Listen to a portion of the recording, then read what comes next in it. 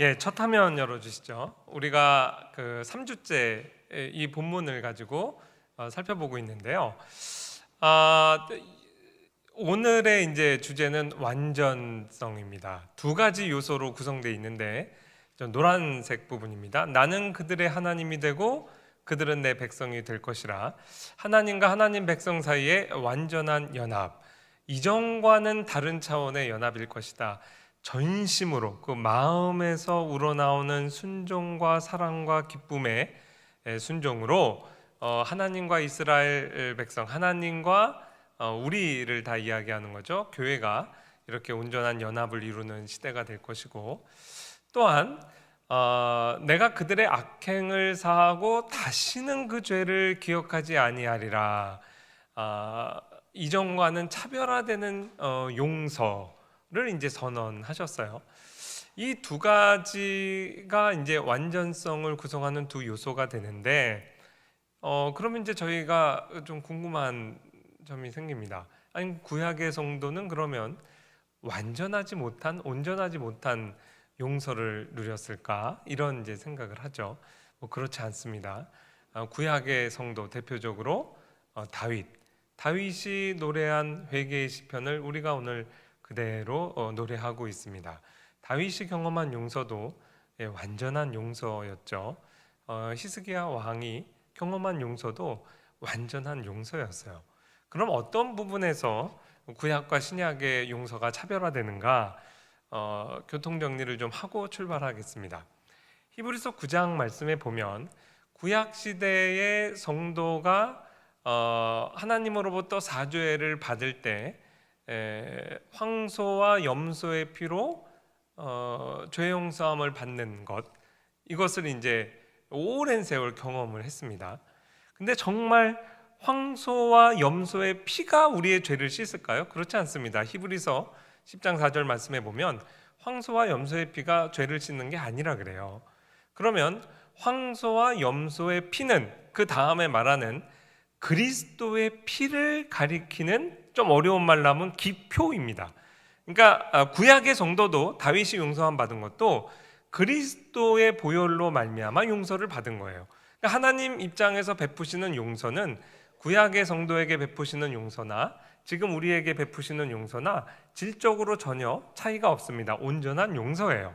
그러나 구약 시대에는 그 그리스도의 피를 가리키는 기표가 이제 짐승, 염소나 황소의 피로 앞으로 오실 메시아와 그의 속죄의 피를 예표했던 것이죠.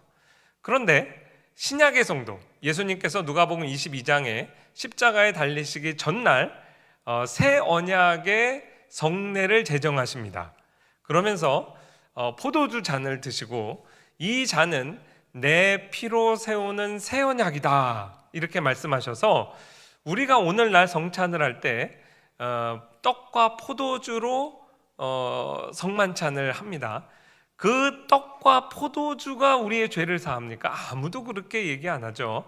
이 떡이 그리스도의 살을, 십자가에서 찢기신 살을 상징하고, 이 포도주가 십자가에서 우리를 위해 흘리신 그리스도의 피를 가리키는 기표입니다. 그러니까 구약의 성례나 신약의 성례나 똑같이 가리키는 기표는 동일해요. 그리스도의 피예요. 달라진 게 무엇이냐면 오늘날 우리는 성찬을 행합니다. 그게 구약의 유월절의 예식과 달라진 것이죠. 그리고 구약의 짐승의 제사를 통해서 피를 뿌렸다면 그 피를 마시지 않았잖아요. 오늘날은 예수 그리스도의 보혈을 우리가 생각하면서 그 예수님의 살과 피를 먹고 마시죠. 이런 차원에서 분명히 차별화되는 면이 있습니다. 예수 그리스도의 살을 내가 먹고 그의 피를 마신다고 표현할 정도로 정말 그리스도와 우리가 성도가 누리는 그 연합의 강도를 굉장히 밀접하게 우리가 체험할 수 있고요, 오감으로. 또한 어떤 차이가 있냐면 우리가 이해하는 기표가 그리스도의 피를 가리키는 그 기표와 기이의 관계를 구약의 성도보다는 우리가 훨씬 분명하게 인식하고 있습니다. 구약은 그것을 그림자로서 앞으로 오실 메시아를 바라봤다면, 우리는 역사 가운데서 하나님이 사람이 되시고 십자가에서 달려 돌아가신 사건을 생생하게 기억하고 있어요. 그래서 그 성만찬 예식에 참여하면서 이것이 무엇을 가리키고 무엇을 의미하는 바를 구약의 성도에 비해서 훨씬 분명하게 알고 있습니다. 그래서 이 부분에서 차별화되는 것이지, 우리가 그리스도의 피로 말미암아 용서함을 받고 하나님의 백성으로서 하나님과 연합을 누린다는 그 질적인 본질적인 차이는 없습니다. 그거는 동일하지만 그것을 가리키는 기표가 달라졌고, 역사적으로 예수 그리스도의 십자가와 부활의 사건을 체험한 before and after죠. 그 이후의 시대는 그 이전 시대와는 분명히 다를 것이다. 이렇게 하나님께서 말씀하신 것을 우리가 이해할 수 있어요. 자, 이 부분에서 이제 오해를 풀고 시작을 하는 겁니다. 그렇다면 이 두 요소 사이의 관계를 우리가 분명히 인지를 하고 본문을 이해해야 되겠습니다. 왜 하나님과 하나님의 백성이 누리는 연합과 하나님이 베푸시는 용서를 온전히 우리가 확신하고 체험하는 것이 뗄래야 뗄 수 없는 관계로 엮여 있는가? 답을 먼저 말씀드리면, 우리가 하나님과 정말 온전한 연합의 관계를 가지려면 하나님이 내 죄를 사하셨다는 사죄에 대한 온전한 확신이 전제돼야 돼요. 내가 하나님으로부터 이 사죄함을 받았다라는 확신이 없으면 그 하나님과 온전한 사랑의 연합을 이룰 수가 없다는 말이에요. 왜 그러냐면 요한일서 4장 17절에서 19절 말씀 읽어드릴게요. 이로써 사랑이 우리에게 온전히 이루어진 것은 우리로 심판날에 담대함을 가지게 하려 함이니, 사랑 안에 두려움이 없고 온전한 사랑이 두려움을 내쫓나니 두려움에는 형벌이 있음이라. 두려워하는 자는 사랑 안에서 온전히 이루지 못하느니라. 우리가 사랑함은 그가 먼저 우리를 사랑하셨습니다. 사도 요한을 통해서 우리에게 정말 중요한 말씀을 교훈해 주고 있어요. 우리가 하나님을 온전히 사랑하기 위해서는 하나님이 우리에게 주신 그 율법은 죄를 정죄하잖아요. 그 율법의 심판과 정죄에 대한 두려움으로부터 자유로워야 돼요. 만약에 이 하나님이 내 죄를 적발해서 지금은 사이좋게 우리가 지내다가 최후의 심판 때 내 죄를 들춰서 나를 지옥 보낼지도 몰라. 이러한 하나님에 대한 우리가 심판과 형벌에 대한, 경외하는 다릅니다. 심판과 형벌에 대한 두려움이 있는 한 우리는 온전히 하나님을 사랑할 수 없다는 의미예요. 온전한 사랑은 심판에 대한 두려움과 서로 양립불가합니다. 좀 쉽게 비유를 들면, 여러분이 남편을 굉장히 사랑한다고 막 얘기해요. 근데 그 남편이 뭐 술만 먹으면 나를 막 패요. 지난달에는 갈비뼈가 부러져서 응급실 갔고, 이번 달에는 눈이 이렇게 부었고 막 이래요. 그러면 되게 주변에서 위태위태하잖아요. 그런데 우리 남편은 본심은 날 사랑해. 나는 그래서 그 남편을 사랑해. 건강한 사랑이 아닙니다. 남편으로부터 언제 폭행을 당할지 못하는 두려움과 공포가 있는 한 이 말씀에 비추어 보면 그거는 온전한 사랑이 아니에요. 우리가 하나님을 그러한 방식으로 두려운 존재로 내가 인식하고 있는 한 내가 하나님 사랑합니다, 하나님 섬깁니다 이렇게 하는 고백이 건강하지 못한 고백일 수가 있어요. 또 하나 예를 들어볼게요. 2012년, 벌써 10년 전이죠. 우리나라의 정말 아주 악한 범죄자 고종석 씨 기억하세요? 잠자고 있는 7살짜리 여자아이를 이불채로 납치해가지고 아이를 강간했어요. 그리고 그때 태풍이 오고 막 아주 일기가 안 좋았는데 벌거벗긴 채로 그냥 방치를 해뒀어요. 이때 왜 우리 사회가 굉장히 충격을 받았냐면, 젊은 엄마 아빠가 게임방에 있느라고 아이가 그렇게 된 거를 알지도 못했어요. 그래서 결국 이 고종석이 붙잡혀가지고 지금 2014년에 무기징역 선고받고 지금 감옥에 있습니다. 근데 고종석이 어떻게 이렇게 악한 일을 행했는가? 그 사람을 조사해 보니까 아동 포르노의 중독자였어요. 그래서 이 사건이 그 2012년 8월 30일인가에 있었거든요. 그때 한국 사회 여론이 확 한번 올라갔습니다. 우리나라가 그 포르노 왕국이라고 그러는데 이 기회에 적어도 아동 포르노 이 포르노 이거는 뿌리 뽑자. 그래가지고 검찰청에서 어떻게 발표했냐면 실수로라도 어린아이가 관련된 포르노 영상물을 다운받거나 그거를 난 몰랐어요 그러고 바로 삭제하더라도 이건 처벌하겠다 그랬고 초범이라도 기소하겠다. 그래서 무관용 원칙을 이렇게 천명을 했어요. 그래서 저도 이제 그때 이 기회에 우리나라가 적어도 이런 성범죄 또 특히 어린아이 장애우들 이런 부분에 있어서 너무 솜방망이 처벌을 하고 있어서 저는 이제 미국에서 살아보니까 미국은 여자 어린아이 또 장애인들 잘못 건드리면 정말 큰 벌을 받거든요. 그거에 비해서 우리나라가 너무 좀 약하다는 생각을 하고 있었어요. 그래서 이 기회에 좀 정리가 되면 좋겠다. 저도 이제 그걸 환영을 했습니다. 근데 제가 이제 신문을 다 스크랩을 좀 해놨는데 너무 흥미로워서 이게 8월 말이잖아요.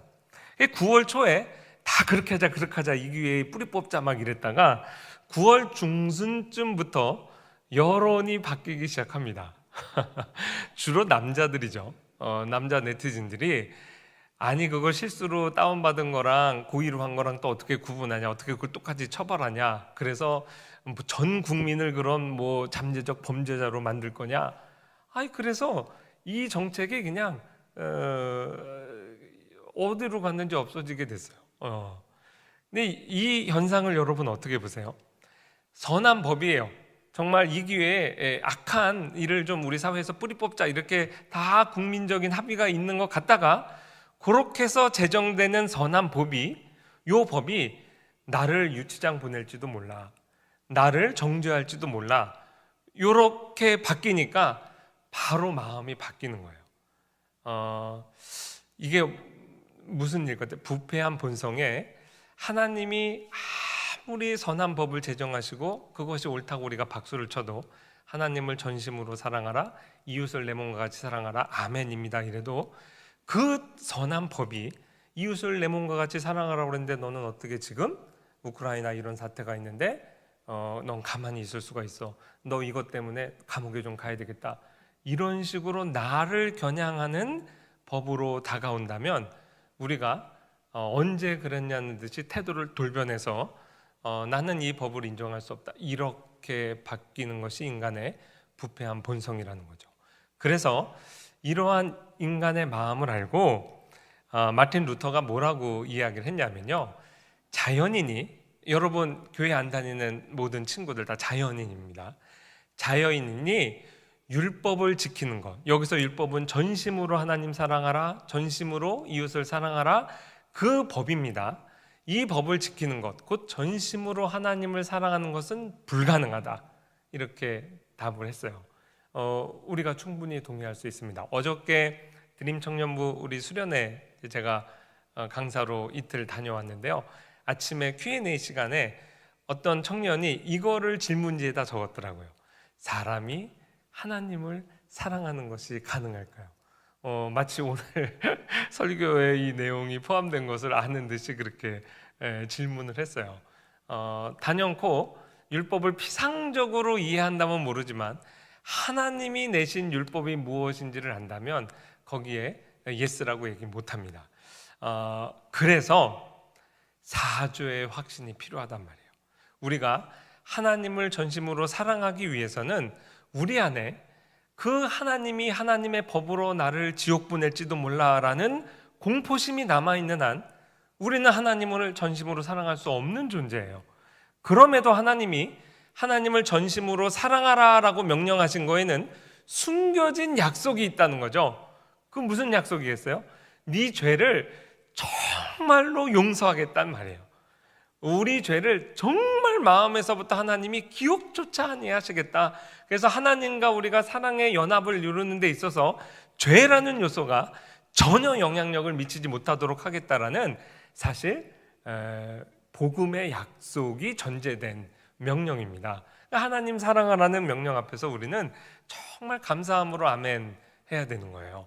그래서 지금 새언약 시대의 신자들이 누려야 하는 네 가지 큰 원칙 요소 가운데 하나가 사죄의 확신, 완전한 용서예요.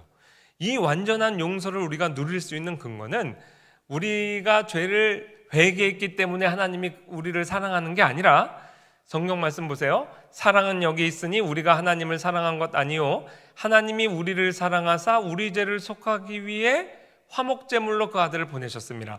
완전한 하나님의 사랑이 선행된다는 걸 알면 우리가 마음의 자유함을 누립니다. 우리가 아직 죄인 되었을 때 하나님이 우리를 지극히 사랑해서 이 죄 문제 해결하기 위해 아들을 보내신 거예요.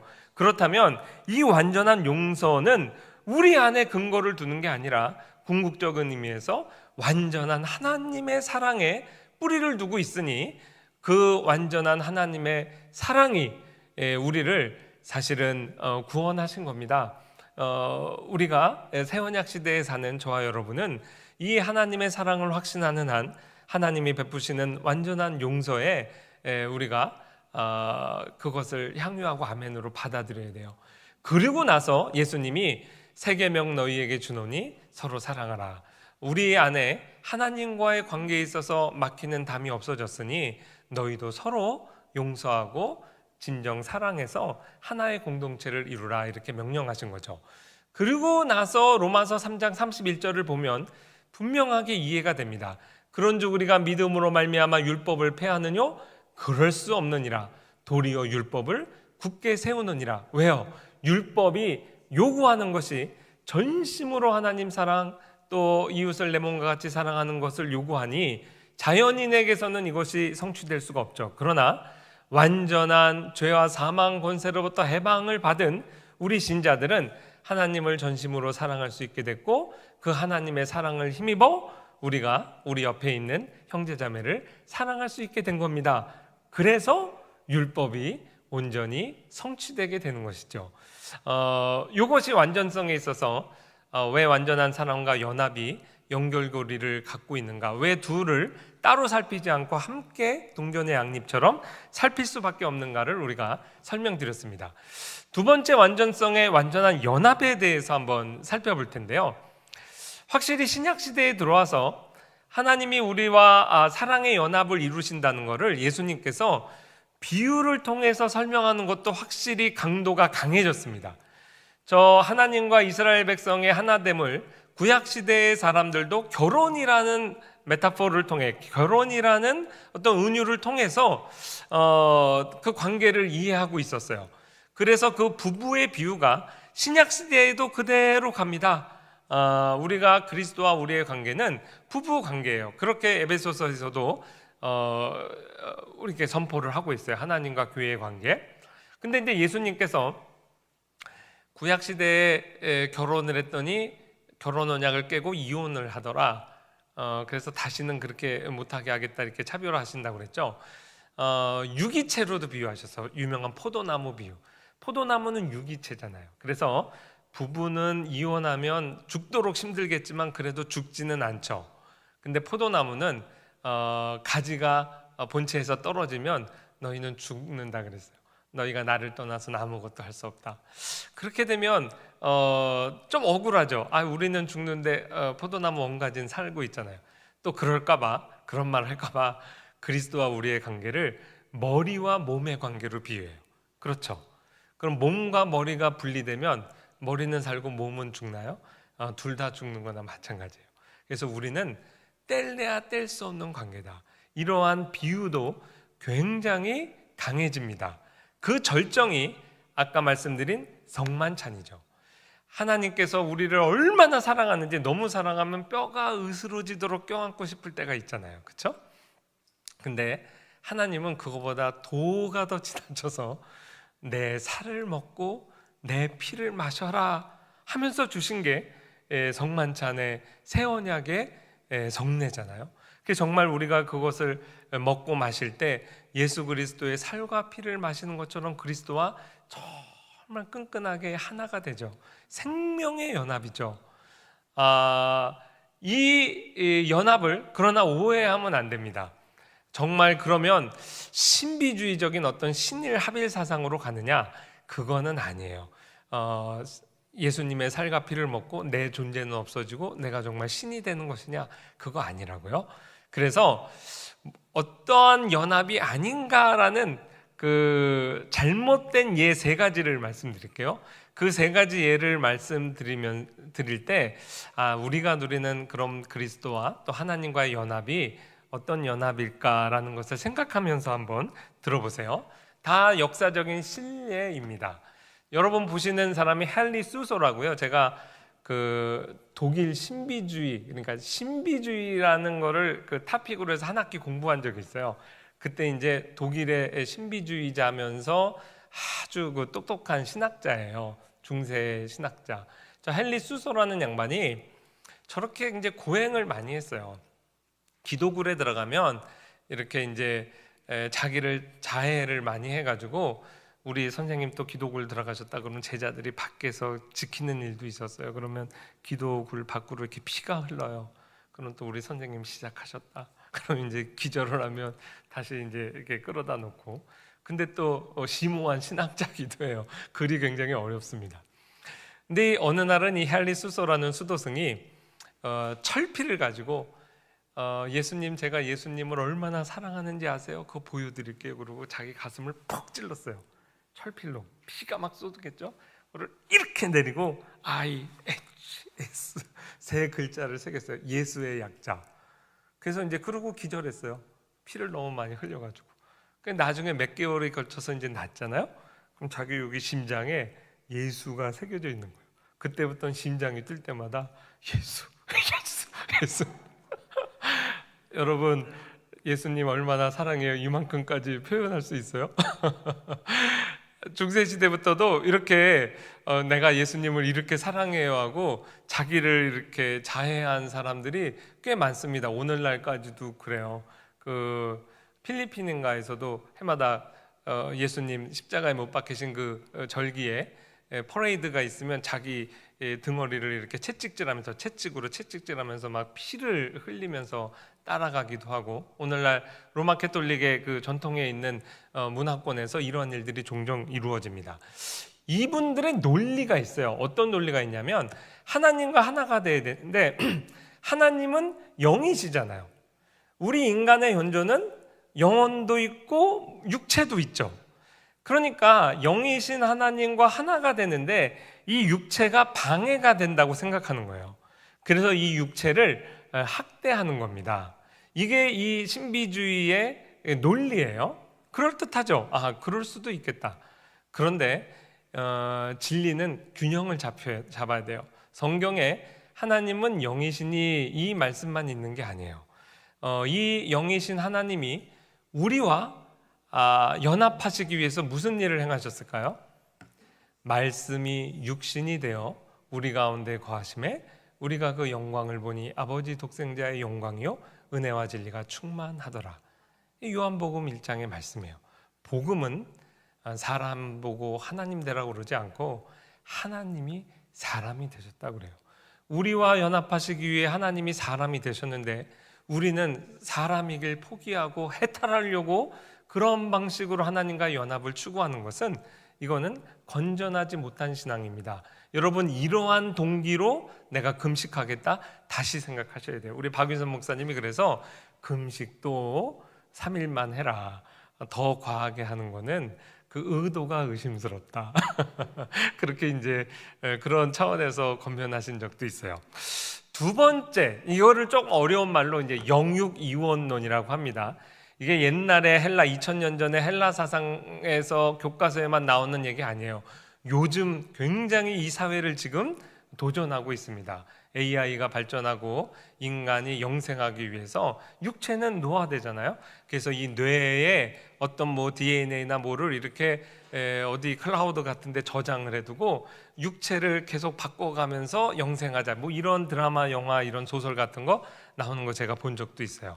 그렇게 되면요, 이 다시 옛날에 에피쿠루스 학파라고 이 육체를 아무것도 아닌 걸로 생각하는 게 좋은 신앙 같죠? 그렇지 않습니다. 오히려 거꾸로 쾌락주의로 갈 수도 있어요.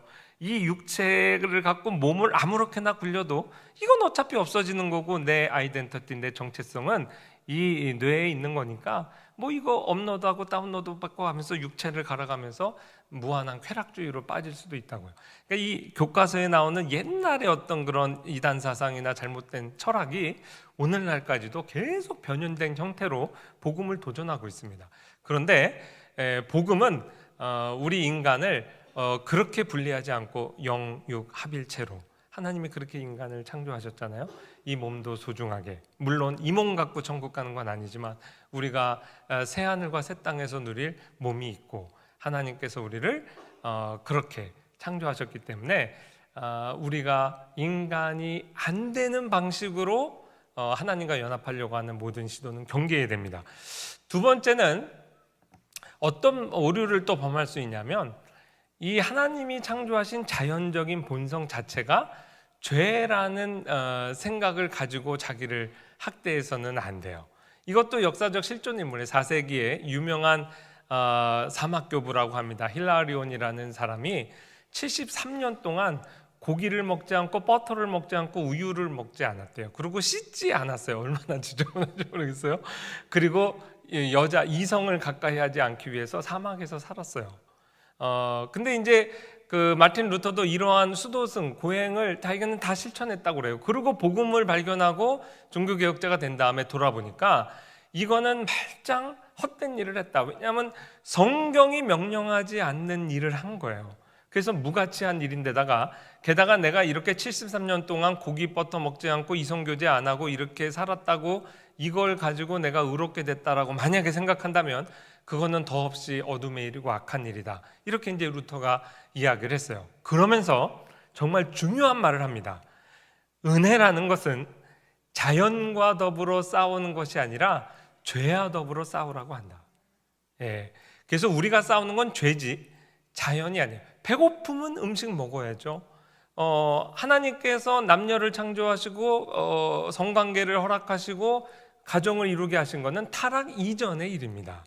마치 그것이 타락 이후에 이러한 일들이 있다고 생각하면 큰 착각이죠.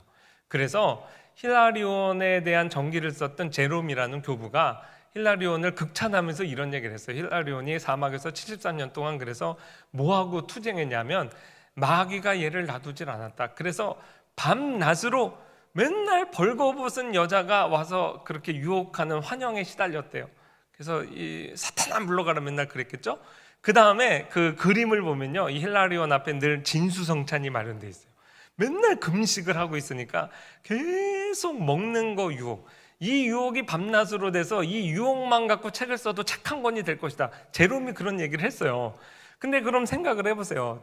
이 돛 닦으러 사막에 들어가서 힐라리온이라는 사람이 가장 많은 시간을 할애해서 묵상한 게 뭐냐면 벗은 여자하고 음식이에요. 이게 뭐예요? 그러니까 자연과 더불어 투쟁하는 얼마나 헛된 일, 이러한 부분도 우리가 이제 경계를 해야 됩니다. 또 하나는, 이건 이제 오늘날 우리 현대인에게 제가 좀 생각을 좀 해보자 권유하고 싶어요. 우리도 정말 그 존재의 차원을 뛰어넘어서 사랑하는 존재들이 있습니다. 우리들의 펫이죠. 개, 고양이. 사랑하는 사람도 얼마나 사랑하는지 몰라요. 저 그림도 제가 그 샵에 가서 촬영을 한 거를 이제 보여드릴 텐데요. 미국은 이렇게 집에 울타리가 없는데 우리 집 개가 옆집으로 안 넘어가요. 그냥 처음에 그게 너무 신기했어요. 그럼 무슨 훈련을 시키나? 근데 훈련이 아니라 그 목줄이 있어요. 그래서 이 그 컬러를 하고 이제 우리 집에서 예를 들어 몇 메다 이상 벗어나면 설정을 해두면 거기서 개가 벗어나려고 하면 피식 하고 바람이 나오는 거예요. 그럼 개가 깜짝 놀라서 돌아오죠. 이게요, 미국에는 그 합법적으로 전기 충격기도 있어요. 그 전기 충격, 큰 개한테 쓰는 전기 충격기 달고 조그만 개한테 하면은 죽을 수도 있어요. 그래서 그게 이제 너무 심하다 싶어서 유럽에서는 그걸 불법화했다고 알고 있어요. 근데 이렇게 바람으로 나오는 충격기를 파는 그걸 제가 이렇게 사진을 찍어서 그 번역을 이렇게 해왔는데요. 보세요. 이 원격 제어 스프레이 목조를 사용하면 두 가지 중요한 작업을 수행할 수 있습니다.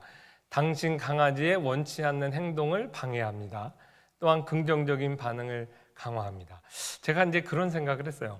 하나님도 우리에게 이렇게 하실까? 이런 목줄 하나씩 채워놓고 우리가 번나가면은 갑자기 광풍이 막 불고 하나님 안 그러실 것 같아요. 그리고 우리가 개, 고양이를 사랑한다고 하지만 저도 이렇게 얘기할 수 있는 이유가 저희 부모님이 목사님 되시기 전부터도 개, 고양이 엄청 좋아하셨어요. 그래서 저 어렸을 때는요 각 종류가 다른 개를 한 번에 6마리씩 키웠어요. 스피츠도 있고 셰퍼드도 있고. 그렇게 저도 그 동물을 좋아합니다. 그래서 그 동물을 좋아하는 입장에서 키우고 계신 분도 있을 텐데 솔직하게 한번 말씀드려 볼게요. 우리가 개를 사랑한다 하지만 많은 경우에 우리는 개의 개됨을 파괴하는 방식으로 사랑해요. 아파트에서 키워야 되겠는데 개가 멍멍 짖잖아요. 그럼 어떻게 해요? 성대 수술해요. 개는 짖는 게 자기의 자존심이에요. 얘야, 내가 너를 얼마나 사랑하는지 아니? 근데 내가 너를 곁에 두기 위해서 어쩔 수 없어. 네 목을 좀 손을 대야 되겠다. 얼마나 끔찍해요. 게다가 개, 고양이도 생육하고 번성하고자 하는 본능이 있어요. 근데 중성화 수술 시켜주잖아요. 예쁘게 한다고 고양이 꼬리 잘라주잖아요. 근데 이러한 방식이 내 방식대로 사랑한 거죠. 내가 너를 너무 사랑해서 너를 내 곁에 두기 위해서 칼을 대는 거예요. 그러면서 우리는 막 너무 사랑한다 그래요.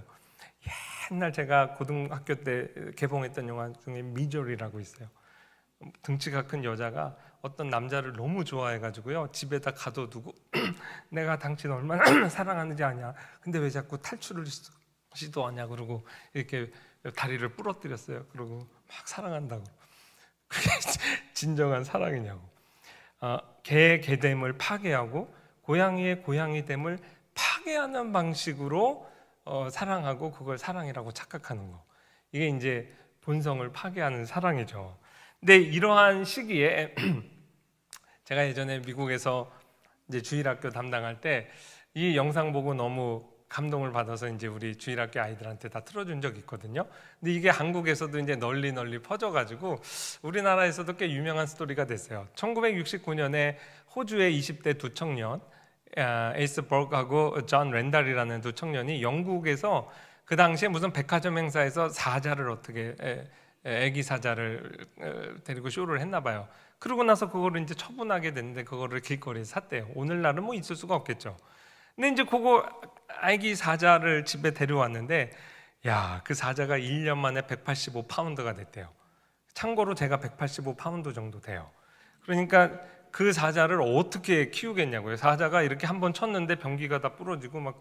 그래서 이 사자를 어떻게 해서든지 다시 야생으로 돌려보내기 위해서 열심히 동물 전문가하고도 상담하고 해서 적응 훈련을 해서 결국은 이제 야생으로 돌려보냈어요. 야생에서 얘가 잘 적응했습니다. 한 무리의 왕이 됐대요. 라이언 킹이 된 거죠.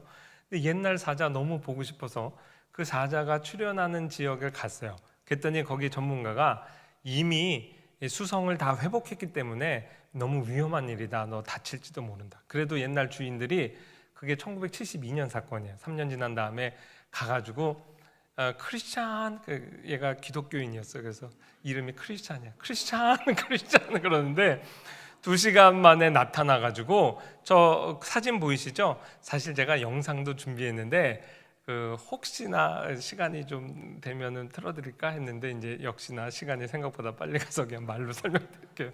나중에 한번 유튜브 같은데 검색을 해보세요. 정말 감동입니다. 이 개가 와가지고 옛날 주인들을 껴안고 막 그렇게 하는 게 너무 감동이어서 사람들이 이제 울기도 하고 그게 책으로도 나오고. 게다가 이게 요즘 왜 다시 이슈가 됐냐면 작년에 그 존 랜달이란 분이 이제 그래서 아주 스타가 됐죠. 근데 저 할아버지가 돌아가셨어요. 그래서 저분 돌아가시는 거 계기로 해서 또 한 번 이렇게 이슈가 되고 했습니다. 우리한테 주는 교훈이 있어요. 사자 너무 정이 들어서 사랑해. 그런데 키우고는 싶은데 얘가 산책하다 다른 개 상하게 할 수도 있잖아요. 그래서 크리스찬, 네가 우리랑 살려면 어쩔 수 없어. 우리는 네 이빨을 뽑아야 되겠어. 이빨 뽑고 발톱 뽑고 그러면서 내가 너를 얼마나 사랑하는지 알아? 변태적인 사랑이죠.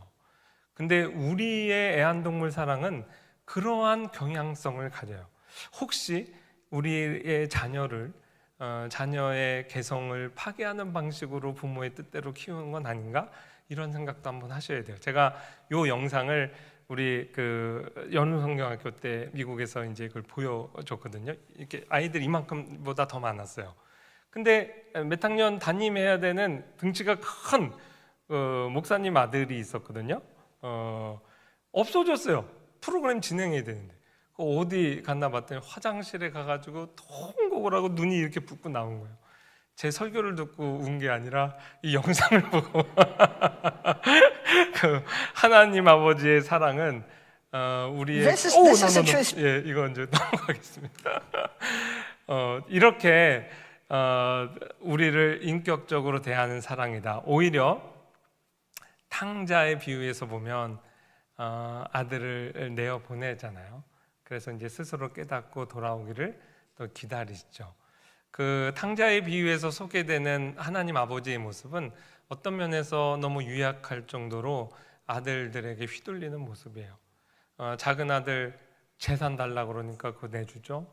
그 다음에 집 나간 아들 돌아올 때까지 눈이 빠지도록 기다리죠. 그 다음에 큰 아들 얼마나 버르장머리가 없어요. 그런데 큰 아들에게도 아주 얘야 그러면서 내 것이 다 네 것 아니냐. 그리고 아버지 아들이라는 거를 네 동생이다. 자녀를 굉장히 인격적으로 이렇게 대해주죠.